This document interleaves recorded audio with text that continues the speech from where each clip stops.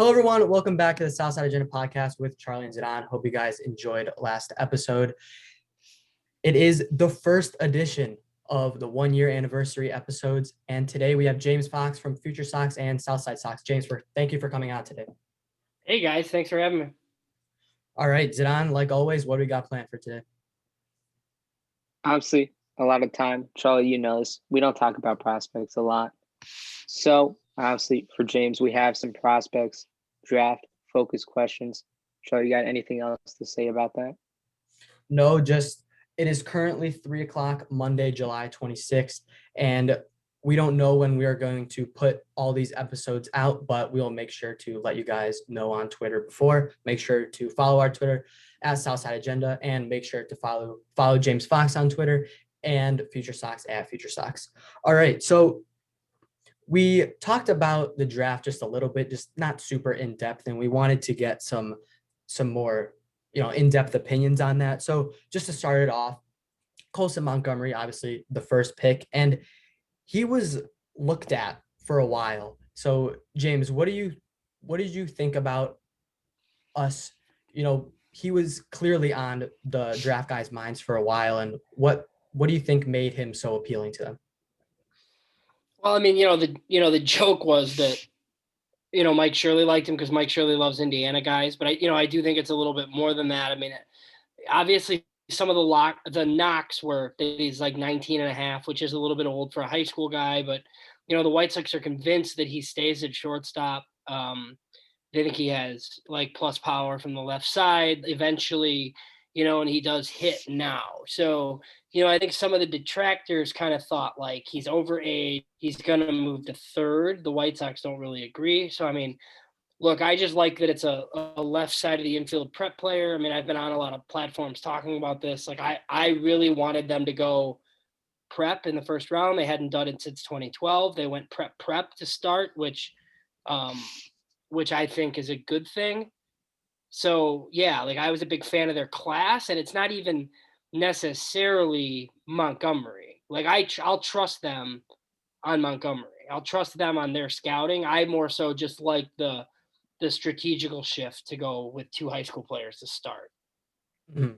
Yeah, and it seemed like we were closely linked to him for a long time, and it's kind of different for the MLB drafts as opposed to other sports. Like, why do other teams, or I don't know if you know the answer to this, but why do you think other teams don't really care if other teams know who they're going to draft?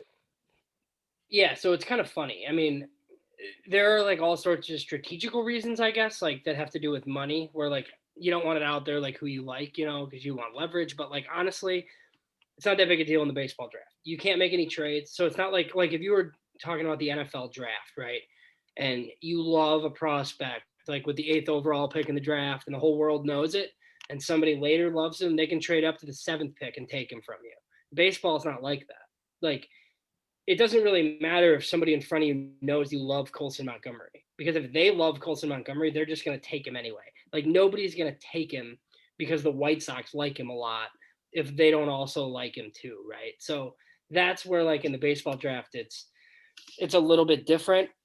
Now, I did think it was weird. Like I had heard probably 8 weeks before the draft, Colson Montgomery is the guy, like from a lot of people, they love him. And I believed it. And then you got closer to the draft and it's kind of like, like there's too much smoke around it type thing. But I think some of that was just because the draft was like 5 weeks later than normal. Like it was just kind of like, okay, in the normal cycle, like we'd be learning about Colson Montgomery.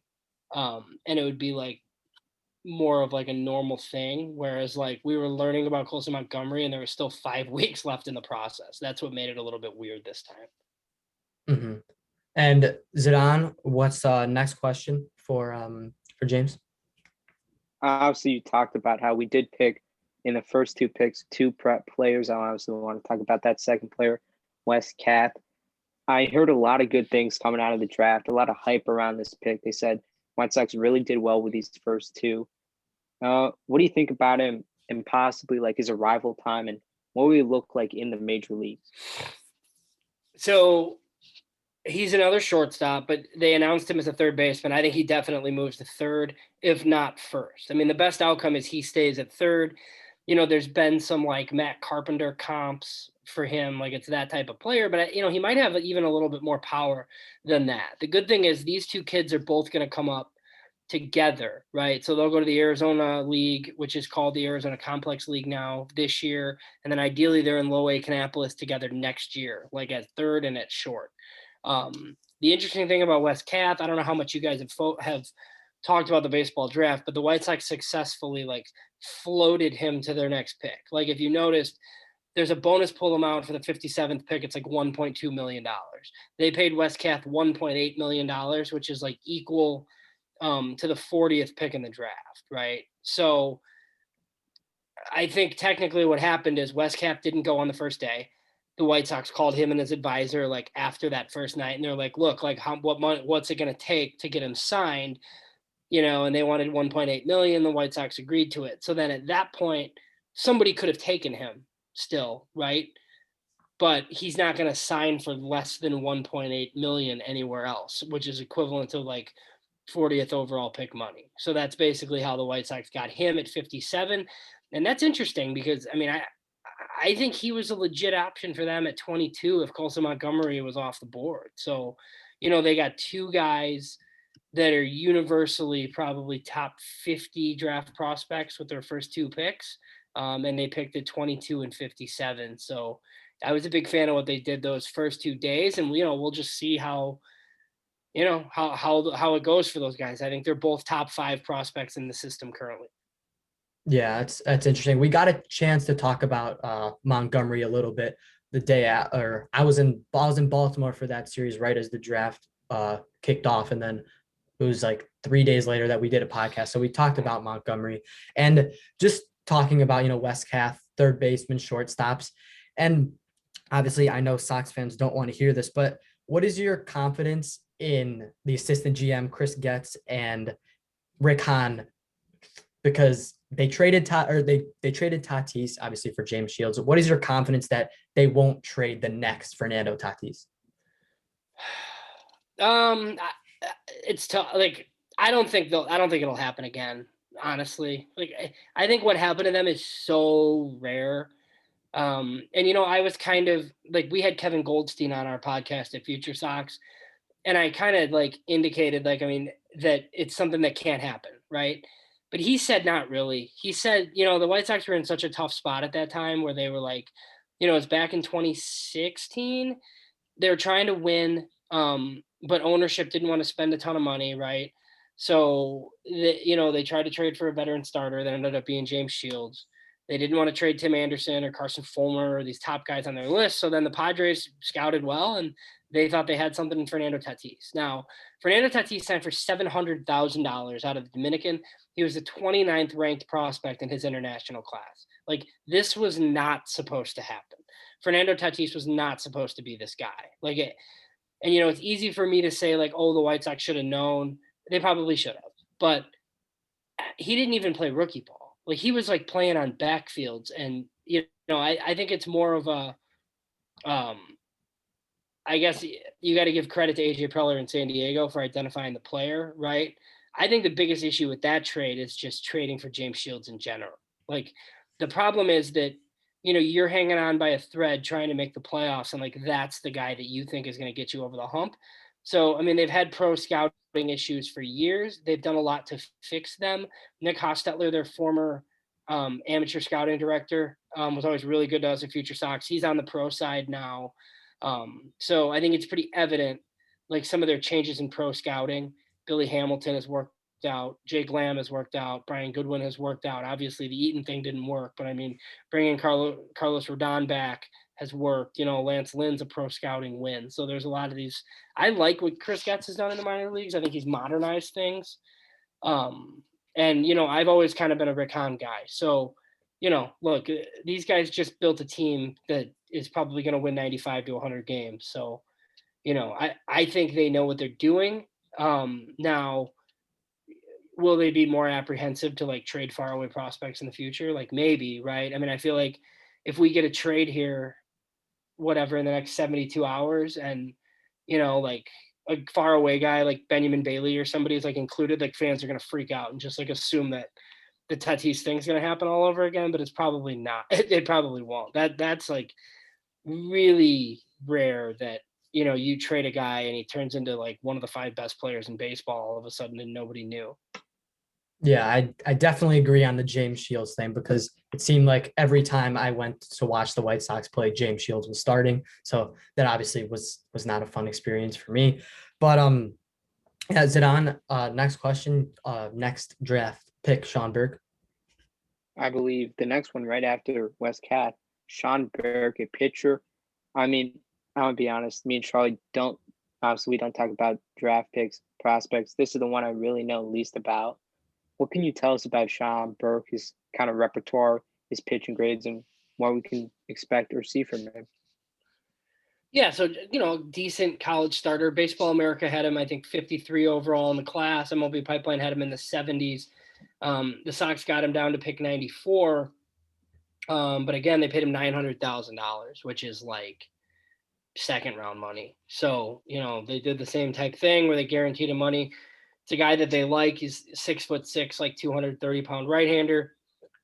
Fastball, breaking ball combo. He's going to need a third pitch probably to reach his ceiling of mid-rotation starter probably, but there is bullpen upside if that never happens. It's a pretty, it's a solid pick in round 3. It's one of the reasons why I like that they went with prep players early because they've had a lot of success drafting like pitching, like college pitching that contributes in like later rounds of the draft. So I'm a fan of that one there, and we'll see like what we don't do our next top 30 at Future Sox until after the trade deadline, but my guess is he's in the 11 to 15-ish range, I would imagine, in their system now. All right.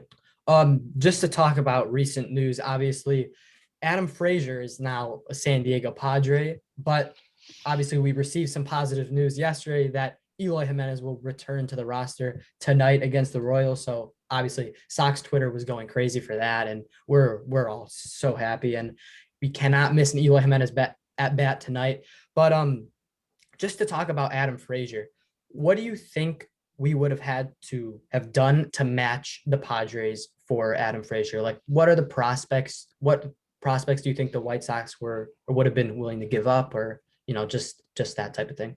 Yeah, so I mean, I said this yesterday. If that's what Pittsburgh's looking for, like, I don't really think the Sox have an equivalent prospect to what Tucupita Moreno or whatever Marcano.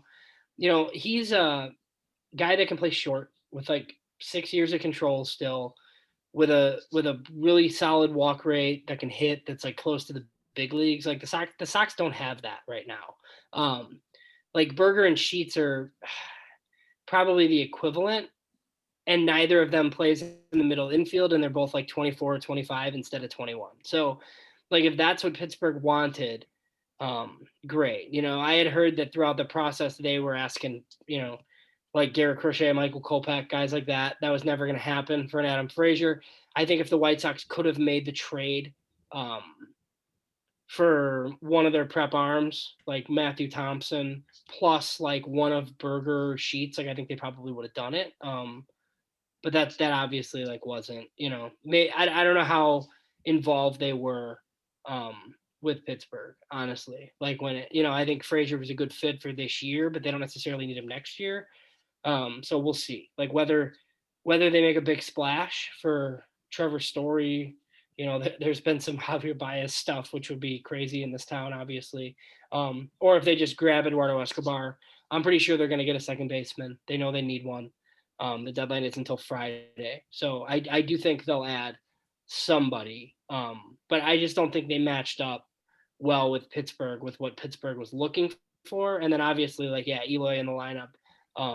Likely tonight. That'll be fun. And Berger back in Charlotte. The people in Charlotte are going to get a show this week. I mean, they got Berger's back down there, and Adolfo's going crazy. Yeah, so Adolfo's there, Yermin's there, and then I think there's a chance that Robert goes there too. So we'll see. Yeah, it's interesting. Um, just you mentioned Garrett Crochet, and I know White Sox fans, especially, me and Zidane, we've talked a lot about Crochet over the past couple of weeks and the past couple of series. And it seemed like when he has that control down, he could be very, very good in the future. And he's good in the moment as well. I mean, he has the funky arm slide, he has the wipeout slider, but lately it's seeming like he's not hitting his spots. And what do you think is the problem with Crochet, if it's control or other things as well?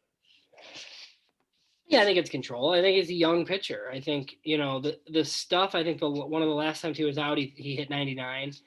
I don't think he was ever going to be the guy that like sat 100, 101. Like that was a little bit crazy last year, and it was a little bit unexpected.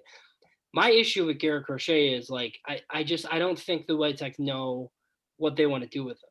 Like they drafted him as a starter. They think he has mid-rotation starter upside. I think he's more valuable as a starter than what they're doing with him right now.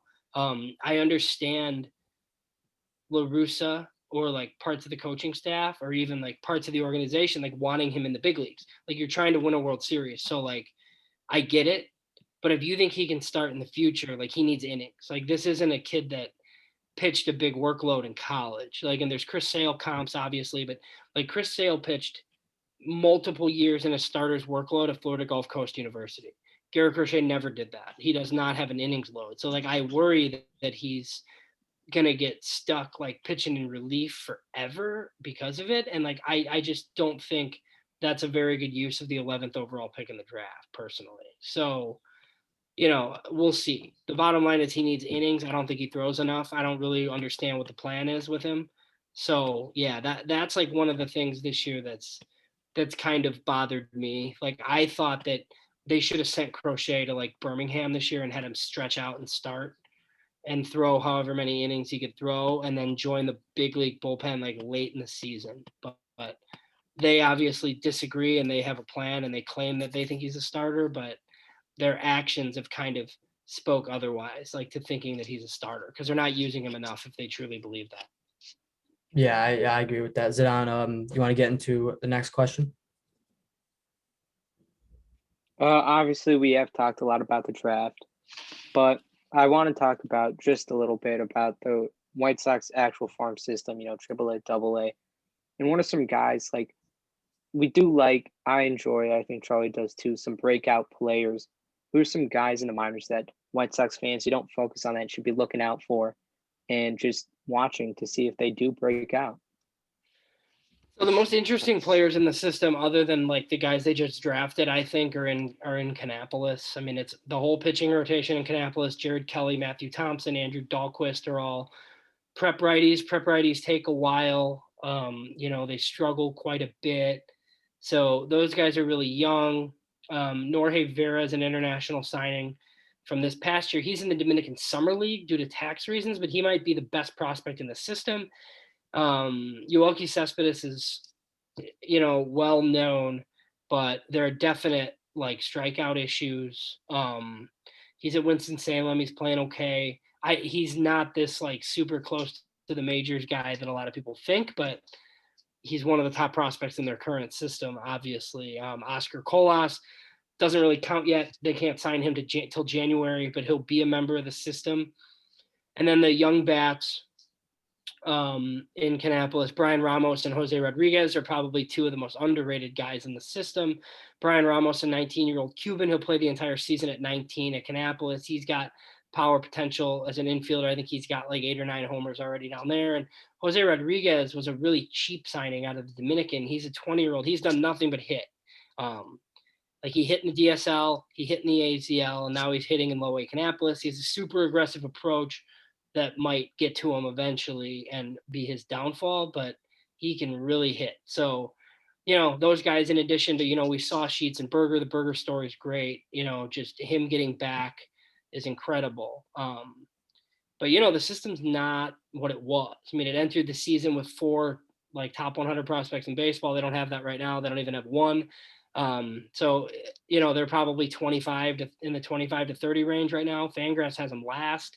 I don't know if they're last. I haven't studied it close enough, but that doesn't mean they're going to stay that far down.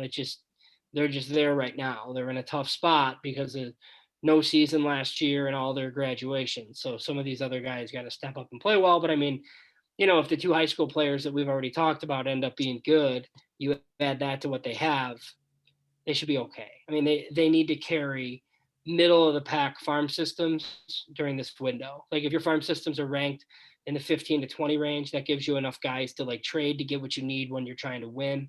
And that's the most important thing right now. And just sticking with the high schooler topic, I'm not old enough to remember this, but I've heard that it was common for high school players that were going to be drafted. They chose to go to college, and it seems like it's changing a little bit. They're going from prep, straight to the MLB and not going to college. Obviously, we saw that with Colson Montgomery, who committed to Indiana. But why do you think it's changing? Because I think it's tough to turn down money. I just like playing baseball in college for free doesn't make much sense for guys when you can get millions of dollars, right? Like I think every year there's multiple guys that are looking for 2 million that don't get it, and they go to school and they help themselves, and then they go pro a couple of years from now and like they improve their stock. But I mean, if a team's like giving you $3+ million to sign out of high school, you should take it. And there's generally college tuition costs like built into that. If you totally flop, you can just go to school after, begin the rest of your like life, and you have $3 million to do so. So I think that's the biggest thing. I think with the bonus pools, like MLB initiated these bonus pools in 2012, where you have to use the money in the top 10 rounds. And if you don't use the money, you lose the money basically. So when you take a guy that high, you generally have an agreement with them because you don't want to lose the bonus pool space. So anybody that signs in the top 10 rounds in general signs now. It's just kind of the way that it goes. So some guys improve their stock and they go to school, and you get to a certain point where you like can't be signed. But most guys that get drafted sign because it's a lot of money. We've talked about making deals, a couple episodes ago. We've had a bunch of segments about that. And Zidan, I just want to ask you, have your opinions changed? And who would you like to see? Eduardo Escobar, and you got Trevor Story and stuff. And then after you say that, I want to ask James what that would take to get that player, whatever you say. So I don't think Eduardo. Oh, go ahead. No, you can go.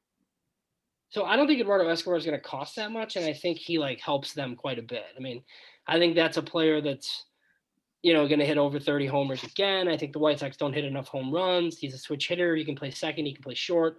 That makes a lot of sense to me. I think rentals make sense because they can talk about getting guys with control all they want to, but like you're dipping into the very top of your farm system that's already thin. So, I mean, Trevor Story's a rental too. He's going to cost a little bit more because they have the draft pick compensation coming. But yeah, I'm good with like they need a second baseman. They're going to get one. And then I'd prefer 2 relievers, but as long as they get one, I mean, we can get into some of those names like Daniel Hudson from the Nationals makes sense.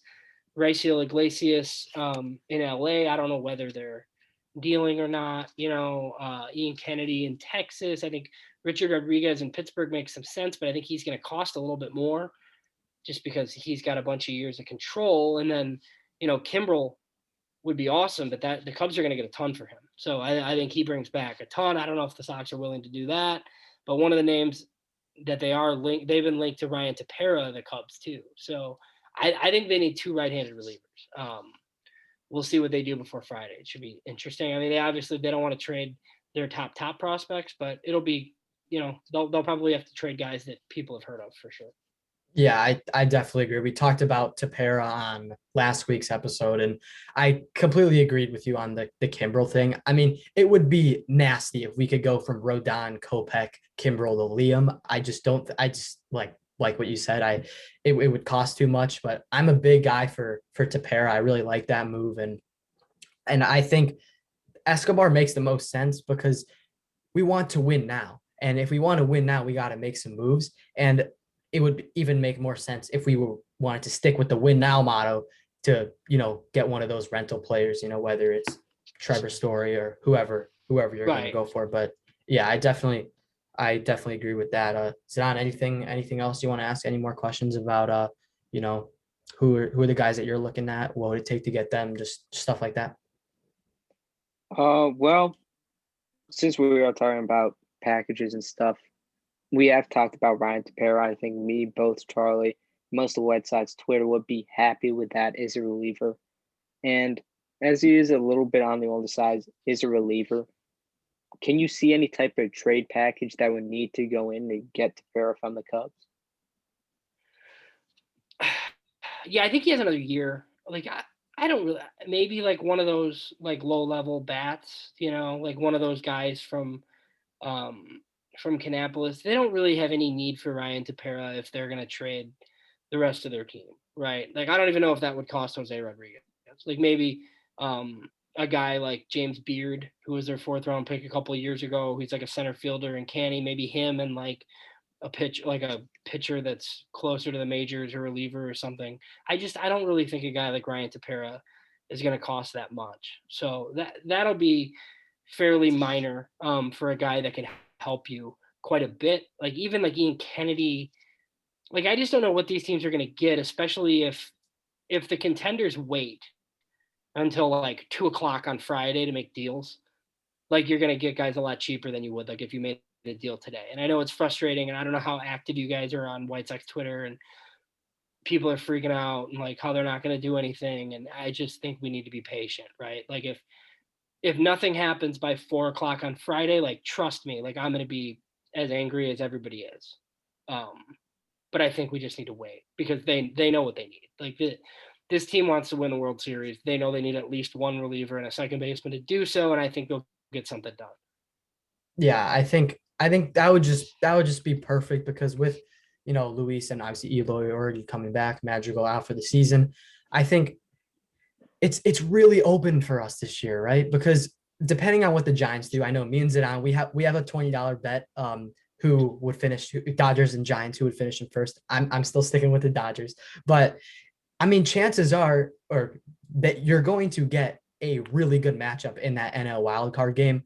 So, and one of those teams has to be knocked out. So I think, and the AL, I mean, the Rays of Nelson Cruz is scary, and I really don't want to face Nelson Cruz again this season. But I mean, the Red Sox are looking strong as well. But I think with a reliever edition and a second baseman edition, I really think we can make the World Series and challenge whoever's in the NL. So I really like that move. And Zon, if you don't have anything else, we can close the episode out. I think I have one more thing if we still have a little bit of time. Go ahead.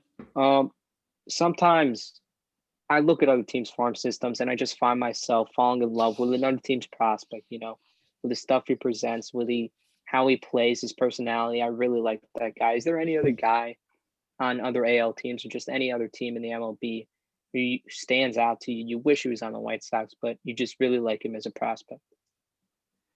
Yeah, I mean, so the Rays are loaded. It's I wish that the White Sox spent money on the international market the way that some of these small market clubs do. And look, I know the White Sox in the media, they get they get some plaudits, I guess. Like they get credit a lot for their spending internationally. But a lot of that is just they use their extra money on 22-year-old Cubans that are like left on the market, right? Like you'd rather have Oscar Colas than nobody, and you'd rather have Yoelqui Cespedes than do nothing. But I mean, like there's like the Cubs signed a guy, Christian Hernandez, this year. He's a 17-year-old. He's like, drawing legit like Manny Machado, like A-Rod, like comps, right? And the White Sox just like don't do that. So I think what the Rays do, like Wander Franco's an absolute stud. Like some of the guys that they like Wander Franco, I love for Tampa Bay. That's good. And then I think the Toronto team is very fun.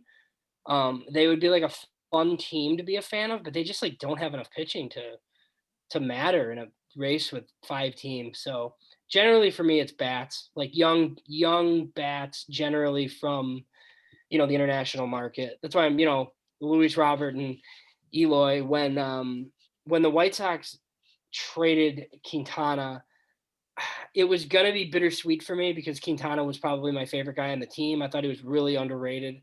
But I couldn't believe the Cubs traded Eloy Jimenez for anything.